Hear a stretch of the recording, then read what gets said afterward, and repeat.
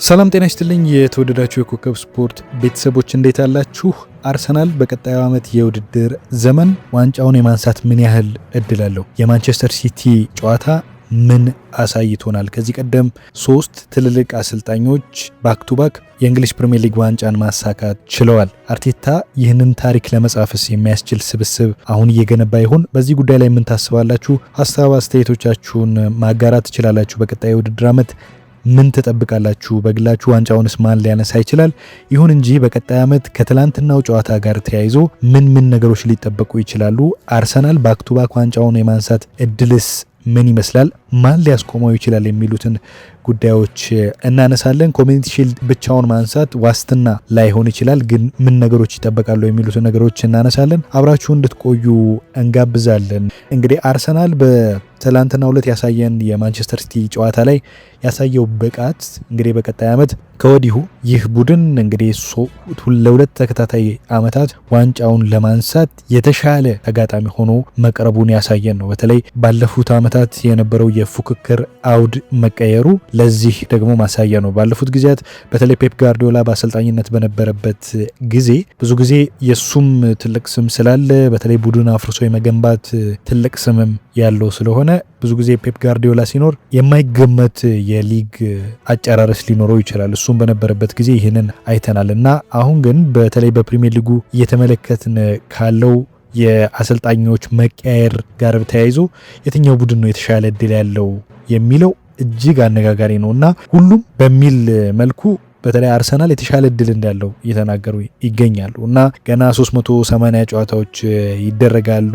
አዲሱ ዓመት በጣም ታይት የሆነ ስኬጁል ይኖረዋል። በጣም የሚታሰቡ ነገሮች አሉ። ከዚህ ቀደም ባክ ቱ ባክ ማሳካት የቻሉት አሰልጣኞች ጥቂት ናቸው። 3 አሰልጣኞች ብቻ ናቸው ባለፉት 34 ዓመታት ውስጥ ዋንጫውን በቅደም ተከተል ባክ ቱ ባክ ማሳካት የቻሉት 3 አሰልጣኞች ብቻ ናቸው። ማንቸስተር ዩናይትድ ሰር አሌክስ ፈርጉሰን፣ ሆዜ ሞሪኒዮ እንዲሁም ቼልሲ ያኔ 2000 ከኢንቪንሲብል በኋላ ይዘው የመጡት ቡድንን እናስታውሳለን። ድንቅ የሆነ የቼልሲ ቡድን፣ ፔፕ ጋርዲዮላ ማንቸስተር ሲቲ እና እነዚህ ታላላቅ አሰልጣኞች ያሳኩትን ገድል ያሳካል ወይ አርቴታ የሚለው የሁሉም ጥያቄዎች ነው። ይሁን እንጂ በትላንትናው ዕለት በተለይ ቡድኑ ሶሊድ የሆነ በእያንዳንዱ ቦታ ላይ የሚገባውን ተጫዋች የያዘ ቡድን መሆኑን አስመስክሯል። በተለይ በአማካይ ስፍራ ተጫዋቾች ላይ ያላቸው ጥራት፣ ተከላካይ እንግዲህ ሳሊባ የተጎዳም ቢሆን ትላንትና ጌሙን ማኔጅ ያደረጉበት መንገድ በጣም አስገራሚ ነበርና እንግዲህ የተፎካካሪዎቹ በከፍተኛ ተነሳሽነት የሚመጡ ቢሆንም የሻምፒዮኑ ትልቁ ስጋት ደግሞ እንዲሁ የዋንጫው ረሃብ ነው እና የጨዋታው ውጤት በትላንት በዌልስ የነበረው በካርዲፍ የነበረው የጨዋታ ውጤት እንግዲህ አርሰናል ባለፈው ከ22 ዓመታት በኋላ ዋንጫውን ማንሳቱ ይታወቃል። እንግዲህ ለአዲሱም የውድድር ዘመን ብቁ ሆኖ ጠንካራ ሆኖ ስለመቅረቡ እንደዚሁ ማሳያ ነው። በቅድመ ውድድር ዘመን እንግዲህ የተለያዩ አርቴታን ጨምሮ እንደውም ትናንት ያሳዩት ብቃት በጣም ሰርፕራይዝ እንዳደረገው እንደዚሁ ሲያነሳ ነበር። እንግዲህ ከአርሰናል ውጭ ያሉ ዋና ተፎካካሪዎች ያሉበት ቁመና ነው እንግዲህ አርሰናልን አሁንም በተሻለ መልኩ እንዲታጭ እያደረገው ያለው በኦፕታ ጭምር እንደዚሁ ቅድሚያ ግምት ካገኙ ቡድኖች መካከል ሆኗል። ሊቨርፑልና ቼልሲ አዳዲስ አሰልጣኞችን ሾመዋል። ኤንዞ ማሬስካና የማንቸስተር ሲቲ አዲስ ዋና አሰልጣኝ እንደዚሁ መሆናቸውን እናስታውሳለን። ማይክል ካሪክ እንደ የመጀመሪያ የውድድር ዘመኑን ሙሉ የውድድር ዘመኑን ያደርጋልና አርቴታ በተለይ በአሰልጣኞች ዘንድ በተለይ በቶፕ 4 ከምንገምታቸው ቡድኖች መካከል ረጅሙን ጊዜ ያገለገለው አሰልጣኝ ሚካኤል አርቴታ ነው እና ያለውን ልምድ ተጠቅሞ ያለውን ብስለት ተጠቅሞ እንዲሁ አዲስ ነገር ያሳየናል የሚሉ ነገሮች እየታዩ ይገኛል። እኔም በትላንትናው ላይ የተመለከትኩት አንዱ ነው። ሌላኛው የታክቲክ አማራጭ እና በተለይ ተጫዋቾቹ ሊጫወቱ የሚችሉባቸው ሜዳዎች አንዳንዶቹ ተጫዋቾች ያላቸው ሁለገብነት። አሁን ለምሳሌ ትላንት ዞሊስ 2 ለግብ የሚሆኑ ኳሶችን አመቻችቶ አቀብሏል። እንግዲህ በአንድ ጨዋታ ላይ ከዴቪድ ቤካም በኋላ 2 ለግብ የሚሆኑ ኳሶችን አመቻችቶ ማቀበል የቻለ ተጫዋች ሆኗል እና ከ1996 በኋላ ለመጀመሪያ ጊዜ ነው። በጣም የበሰለ ተጫዋች መሆኑን በአንድ ለአንድ የእርስ በርስ ግንኙነት ተጫዋቾችን ማለፍ የሚችሉ መሆኑን ተጋጣሚ መቀነስ የሚችል መሆኑን በትላንትናው ዕለት አይተናል እና የታክቲክ ብስለትም በትላንትናው ዕለት ተመልክተናል። በተለይ ካላፊዮሪ የማጥቃት እንቅስቃሴ ላይ ወደ ውስጠኛው ሳጥን እየገባ የሚያደርጋቸው ጥቃቶች፣ ከዛ ቤን ዋይት ደግሞ በቀኝ ወደ ሳጥን ውስጥ እየገባ የሚያደርጋቸው ጥቃቶች እንዲሁ አርሰናል በአጨዋወት ረገድም በታክቲክ ረገድም እየበሰለ እንደመጣ አይተናል በትላንትናው ዕለት በተለይ በዚህ ትልቅ ጨዋታ ላይ ማለት ነው። ይሁን እንጂ የኮሚኒቲ ሺልድን ለብቻ ማሸነፉ ጋራንቲ ይሆናል ብዬ አላስብም። ከትላንትናው ጨዋታ በፊት እንግዲህ ከተካሄዱ 34 የኮሚኒቲ ሺልድ አሸናፊዎች መካከል 8ቱ ብቻ ናቸው እንግዲህ በዚያው ይህንን ዋንጫ ባሸነፉ አመት የፕሪሚየር ሊግ ዋንጫን ማንሳት የቻሉት እና ይህንን እርግማን አርሰናል ይሰብር ይሆን ወይ የሚለው የሁሉም ጥያቄ ነው እና በትላንትናው ዕለት ግን በአጨዋወት ረገድ ጥሩ የነበረ ቡድን ነበር ማለት ይቻላል። እንግዲህ አማካያቸው እንግዲህ በትላንትናው ዕለትም ካላፊዮሪ ምን ሲል ነበር? ምናልባት አሁን በእንግሊዝ ካሉ ምርጥ አማካዮች መካከል የአርሰናል ቡድን አንዱ ነው የሚል ነገር ሲያነሳ ነበር። የአማካይ ቦታ ላይ የያዟቸው በተለይ የተከላካይ አማካይ ተጫዋቾቹ ያላቸው ቨርሲቲሊቲ በጣም የሚገርም ነው፣ ሁለገብነት። ለምሳሌ ቡድኑ በማጥቃት የጨዋታ እንቅስቃሴ ላይ ጥሩ የሆነ ተሳትፎ ማድረግ ቢፈልግ በትላንትና ነው የጨዋታ ምሳሌ እንኳን ብንወስድ ማይልስ ሉዊስ ስኬሊን እና ብሩኖ ጊማራይሽን ማጣመር ይችላል። ይሁንና ቡድኑን በጣም ዲፌንሲቭ እንኳን ላድርግ ቢል አርቴታ አንድ የተከላካይ አማካይ እዚህ ቦታ ላይ መጨመር ይችላል፣ ዴክለር ራይስን ወይንም ደግሞ በዚህ ቦታ ላይ እንዲሁ ማርቲን ዙቢሜንዲን። ስለዚህ በሶስት የተከላካይ አማካዮች እዚህ ቦታ ላይ መጫወት ይችላል ማለት ነው። አንዳንዶቹን በአድቫንስድ 8 ቁጥር ሚና ወደፊት እየገፋ ማጫወት ማለት ነው እና በአማካይ ጥራት ላይ በጣም ጥብቅ የሆነ የተጫዋቾች ምርጫ አለው ማለት እንችላለን። አሁን ባሉት ተጫዋቾች ዞሊስም ጥሩ ተተኪ ሆኗል ብዬ አስባለሁ። በተለይ ቪኒሺየስ ጁኒየር ወደ ቡድኑ አልመጣም ተብሎ በጣም ብዙ ነገሮች ሲነሱ እንደነበር ይታወቃል። ትናንት ያሳየን ብቃት በጣም አስገራሚ ነበር። ከዛ ባሻገር በዛ ቦታ ላይ በግራ የፊት መስመር ማጥቃት ቦታ ላይ አርሰናል ኤቤሪቺ ኤዜን ከ10 ቁጥር አውጥቶ እዛ ላይ ማጫወት የሚችልበት እድልም አለ እና እምብዛም ያ ቦታ አንገብጋቢ ቦታ ነው ብዬ አላስብም። በተከላካይ በተለይ በግራ ተከላካይ ካላፊዮሪን ትላንት ተመልክተናል። ምናልባት እዛ ቦታ ላይ እንደ አስፈላጊነቱ ባለፈው ማይልስ ሉዊስ ስኬሊን ሲጠቀሙ ተመልክተናል እና እንደ አንድ አማራጭ ነው። እኔ በግሌ ይህንን ተጫዋች መሸጥ አለበት ብዬ አላስብም። እናንተ ምን እንደምታስቡ በኮመንት መናገር ትችላላችሁ።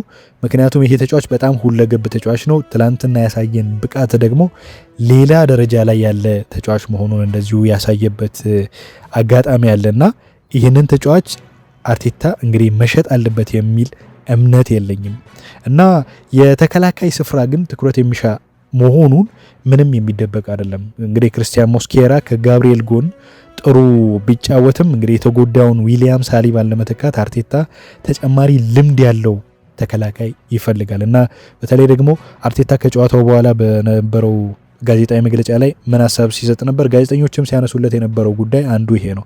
በተለይ ልምድ ያላቸውን ተከላካዮች በመጨመር ረገድ ምን ታስቧል የሚል ጥያቄ ሲያነሱለት ነበር። ለይተናል፣ የትኛው ቦታ ላይ ተጫዋቾች እንደሚያስፈልጉ ለይተናል እና ለዛም እየሰራን ነው እያሉ ነው እና ባለፉት ጊዜያት ደግሞ በተደጋጋሚ ስሙ ሲነሳ የነበረው ኤዜሪ ኮንሳን ይህንን ተጫዋች ማስፈረም ከቻለ ምናልባት አርሰናል በቀጣይ ዓመት የሚገርም አርሰናል የምንመለከት ይመስለኛል። በተለይ በተከላካይ አሁን ያለበትን ድክመት ለመሸፈን። ይሁን እንጂ ባለፈው በቅድመ ውድድር ዘመን ጨዋታ ላይ የተመለከትነው ተጫዋች አለ ሳልሞን። ይሄ ተጫዋች ገና የ17 ዓመት ታዳጊ ነው፣ በጣም ወጣት ታዳጊ ነው። ይሁን እንጂ ከኮሞ ጋር በነበረው ጨዋታ ላይ የነበረው የጨዋታ እንቅስቃሴ በጣም በጣም በጣም አስገራሚ ነበርና በዛ ጨዋታ ላይ እንደውም አስታውሳለሁ የነበረው የፓስ አኪዩሬሲ ማርሊን ሳልሞን 57 ደቂቃ ተጫውቷል። በአርሰናል በተለይ ከኮሞ ጋር በነበረው ጨዋታ ላይ 43 ፓሶችን አድርጓል። ካደረጋቸው 43 ፓሶች ውስጥ 42ቱ ኮምፕሊትሊ በትክክለኛው አኪዩሬሲ የነበሩ ናቸው እና 98 በመቶ የኳስ አኪዩሬሲ ነበረው እና እንዴት አይነት አስደናቂ ተጫዋች እንደሆነ አይተናል። የእርስ በርስ ግንኙነቶችን ከ9 ዱዌሎች እንዲሁ 7ቱን ማሸነፍ ችሏል። 2 ኢንተርሴፕት ማድረጉን እናስታውሳለን እና ይሄ ተጫዋች እንግዲህ ገና በለጋነቱ ይህንን አይነት ብቃት ያሳየን ተጫዋች በጣም በጣም አስገራሚ ሊሆን እንደሚችል በተለይ በሊግ ካፕ ጨዋታ ላይ ይህንን ተጫዋች አርቴታ በደንብ ሊጠቀምበት እንደሚገባ ያሳየን ይመስለኛል ያ ጨዋታ እና ምናልባት አርሰናል በጣም የሚቸገር ከሆነ ወደፊት ጫናም ሊሆንበት ይችላል። በእርግጥ የ17 ዓመት ታዳጊ በእንግሊዝ ፕሪሚየር ሊግ በቋሚ አሰላለፍ ውስጥ እያስገቡ ማጫወት፣ ይሁን እንጂ ተጫዋቹ አቅም እንዳለው ግን በደንብ ያሳየ ይመስለኛል። ከዛ ባሻገር ይህንን ተጫዋች እንደ ተተኪም ቢመረጥ ልምድ ያለው ተከላካይ ማስፈረም አለበት የሚባልም እንኳን ቢሆን አርሰናል ይህንን ተጫዋች እድል ሊሰጠው ይገባል የሚል እምነት አለኝ። ከዛ ባሻገር አርሰናል ማስፈረም አለበት ተብሎ የሚታሰበው የፊት መስመር አጥቂ ነው። ባለፈው ቪክተር ዮኬሬሽን ማስፈረሙን እናስታውሳለን። በሻምፒዮንስ ሊጉ እንግዲህ አርሰናል ወደፊት እንዲገፋ አንዱ እንደ አማራጭ ወስዶ ማስፈረም አለበት ብዬ የማስበው የፊት መስመር አጥቂ ነው። በተለይ አርሰናል የጎል ምንጮቹ ብዙ ናቸው። ሳካ ጥሩ ሲጫወት እንደነበር እንደዚሁ ተመልክተናል ባለፉት ዓመታት። ይሁን እንጂ ባለፈው ዓመት በነበረበት ጉዳት ሳቢያ እምብዛም አርሰናልን ሲረዳ አልነበረም እና ይሄ ተጫዋች ሙሉ አቅሙን ዘንድሮ የሚያገኝ ከሆነ ሌላ ለአርሰናል በጣም ጥሩ ጥንካሬ ይሆናል፣ በተለይ በማጥቃቱ። ይሁን እንጂ አርሰናል በሚቸገርበት ጊዜ ግቦችን ማስቆጠር የሚችል አውት ኤንድ አውት አጥቂ፣ ያም ባይሆን ግን በደንብ ጨዋታ ላይ ሊሳተፍ የሚችል አጥቂ ይፈልጋል እና ቪክተር ዮኬሬሽ ደግሞ ያን አይነት ካራክተር የለውም እስካሁን ባለ ነው እና ምናልባት ለሱ ተተኪ የሚሆን አንድ አጥቂ ማስፈረም አለበት የሚል እምነት አለኝ እንደ ሀሳብ። ይሁን እንጂ ከዛ ባሻገር በማጥቃቱ ረገድ ማርቲን ኦዴጋርድ ባለፈው የውድድር ዓመት ለ5 ወር ምናምን ገደማ ተጎድቶ እንደነበር እናስታውሳለን። ምናልባት ዘንድሮ ፎርሙን የሚያገኝ ከሆነ ቀደም በተከላካይ አማካይ ስፍራ ቦታ ላይ ብሩኖ ጊማራሽ ፈርመዋል ብያለው። ምናልባት ትላንት ከስኬሊ ጋር አጣምሮታል። ከራይስ ጋም የሚያጣምረው እንኳን ቢሆን በተለይ ማርቲን ኦዴጋርድ እንዴት ባለ ነጻነት የግብ ዕድሎችን ለመፍጠር እንዴት ባለ ነጻነት ሊጫወት እንደሚችል መገመት አያዳግትም እና ይሄም ደግሞ ነጻነት በተለይ 10 ቁጥር ሚና ላይ የሚጫወቱ ተጫዋቾች በነጻነት እንዲጫወቱ ሰፊ ሜዳን ማካለል የሚችለው ብሩኖ ጊማራሽ ትልቅ የሆነ ሽፋን ይሰጣቸዋል እና እነዚህ ተጫዋቾች ደግሞ ወደ ፎርም የሚገቡለት ከሆነ አርሰናል ቀጣዩ የውድድር ዓመት የአርሰናል መሆኑ ምንም አያጠራጥርም። ምክንያቱም ሌሎቹ ቡድኖች የአርሰናልን አይነት ብስለት የአርሰናልን አይነት የቡድን ግንባታ ያላቸው አይደሉም። ምናልባት ሊቸገሩ የሚችሉበት እድል አለ። ሰርፕራይዚንግ ቲም ሊሆን የሚችለው ቡድኖችም ይጠበቃሉ። ምናልባት የዣቪ አሎንሶ ቼልሲ የውህደት ችግር ካልሆነ በቀር ምናልባት ቶፕ 4 ሊያጠናቀቅ የሚችልበት እድል ሰፊ ነው ብዬ አስባለሁ። ማንቸስተር ዩናይትድም እንግዲህ ባለፈው የውድድር ዓመት ያሳየውን ብቃት የሚደግም ከሆነ በማይክል ካሪክ ስር በእርግጥ ተጫዋቾችን እያስፈረመ አይደለም፣ የግራ ተጫዋች ላይ ማስፈረም አለበት ብዬ አስባለሁ በተለይ በዛ ቦታ ላይ። ይሁን እንጂ አርሰናል ግን ካሉት ቡድኖች የሚያቆመው የሚገኝ አይመስልም፣ በተለይ አሁን በተመለከትናቸው መለኪያዎች። ይሁን እንጂ ዮብታም ባለፈው የውድድር ዘመን ላይ በዚህ ወቅት ነበር ሊቨርፑል ዋንጫው ሊያነሳ የሚችልበት እድል ሰፊ ነው ሲል የነበረው፣ ግን በሊጉ መሀል ላይ በሊጉ የመጨረሻ ጊዜያት ላይ የሊጉን የፉክክር አውድ ሊቀይሩ የሚችሉ በርካታ ነገሮች ይፈጠራሉ። አንዱ የተጫዋቾች ጉዳት ነው። ተደራራቢ ጨዋታዎች ሌላው ፋክተር ነው እና እነዚህ ፋክተሮች የጨዋታን ቴምፖ የጨዋታን ዘይቤ ብዙ ነገሮችን ሊቀይሩ እንደሚችሉ የሚታመን ቢሆንም ግን አሁን ባለው የስኳድ ጥልቀት አርሰናል በየቦታው እንደ ሁለት ተጫዋቾችን የያዘ በመሆኑ የተሻለ እድል አለው ብዬ እንዳስብ አድርጎኛል። የእናንተ ሀሳብ ምንድን ነው? በቀጣይ ውድድር ዓመት ማን ስኬታማ ጊዜያትን ላይ ያሳልፍ ይችላል ብላችሁ ታስባላችሁ? አርሰናልስ እንደው ቀጣይ ባለፉት 34 ዓመታት 8 ቡድኖች ብቻ እንደዚሁ ኮሚኒቲ ሺልድ አንስተው በቀጣይ ዓመት የውድድር ዘመን ዋንጫ ያነሱት አሉ እና 9ኛው ቡድን ይሆን የሚለውን ጉዳይ አንሱልን። የትኛውን ተጫዋች ቢያስፈርም አርሰናል ለውድድር ዓመቱ ጥሩ ግብዓት ይሆነዋል የሚለውንም ጉዳይ ማንሳት ትችላላችሁ። የኮከብ ስፖርት ቤተሰቦች ለዛሬ ያዝናቸው ስፖርታዊ ጉዳይ ይህንን ይመስላሉ። በሌሎች መረጃዎች እንገናኛለን። መልካም ጊዜ ይሆንላችሁ።